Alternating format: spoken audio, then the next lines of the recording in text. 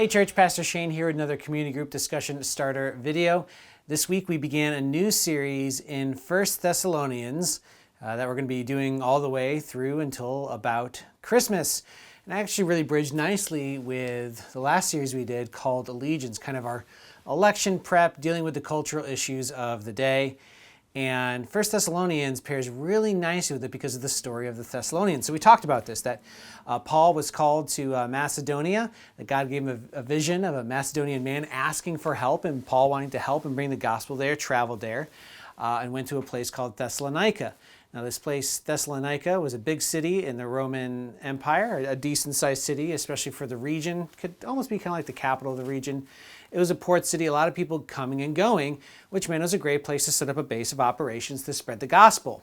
However, as people came to faith in Jesus Christ, not everyone was thrilled, especially some of the Jewish people who didn't come to believe, as well as some other people in the area. And they accused the Christians of promoting Jesus as a king over Caesar, which is kind of true, although Jesus said that his kingdom is not of this world. And so because of the accusation, Paul and Silas actually had to flee Thessalonica.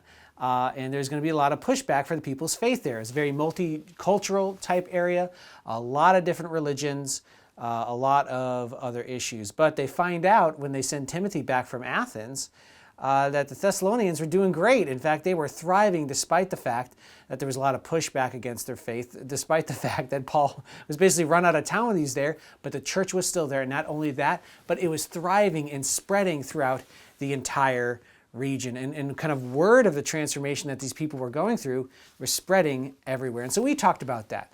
We talked about kind of the three characteristics that Paul mentions here: this faith, this love, and this hope that we are to have as Christians. That's supposed to transform into behaviors in our lives, that we should be cultivating the kind of lifestyle that Jesus calls us to, and it's important to do that. And that when we do that, the result is the gospel spreads, because people see the gospel at work in our lives and they're like, hey, I want that too. They see the character of God reflecting in our lives. They see the supernatural power of God at work, and which was exactly what was happening with the Thessalonians and us as well. And so this is a great series for us now because, one, it kind of continues on with that allegiance story, because the Thessalonians were allegiant to Jesus even though they were under pressure, even though there were many other idols and gods in their area, even though the very government itself seemed opposed to the gospel spreading, and yet they were firm in their faith, allegiant to Jesus Christ. So a great transition from us from our last series.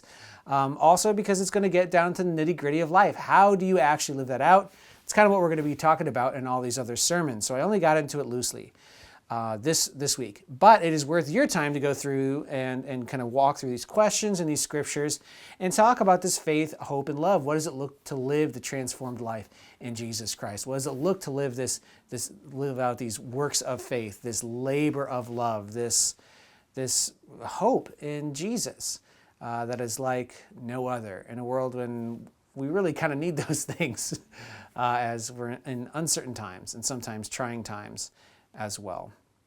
And so I hope that's kind of where your discussion leads you as you kind of think about these things and how do we live these out. But even kind of focus in on an area, is there a piece of this that really resonates you? As I said, like faith, love, and hope is the one where you're like, oh, that's the one I really feel like I need to be working on. Right? Like I need some hope. I'm like being pressured by I feel a lot of stress from the season that we're in our country. Maybe I need to be reminded of the hope of Jesus Christ. And then, okay, well, how will that make me act differently? Right? That's a question you should be asking yourself. Or a work of faith. Am I responding to my faith in Jesus with serving him or someone else in some way differently than I would have if I wasn't a believer in Jesus Christ? Okay, and some of you are already serving too much, so that's maybe not the one you need to be working out.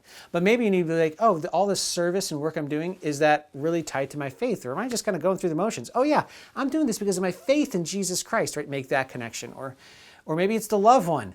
Maybe you're in a season you're learning to love your enemies, as the Bible calls us to do. Not an easy one, but a worthwhile one. So explore those. What do they mean to you? And ask yourself those questions and ask each other that as a group and follow up on those questions and find out where God is leading you, because we believe that if we can cultivate that faith, that hope and love in our life, it'll produce a life that is not only pleasing to God, but glorifies Him and helps spread His goodness. I pray you had a good conversation.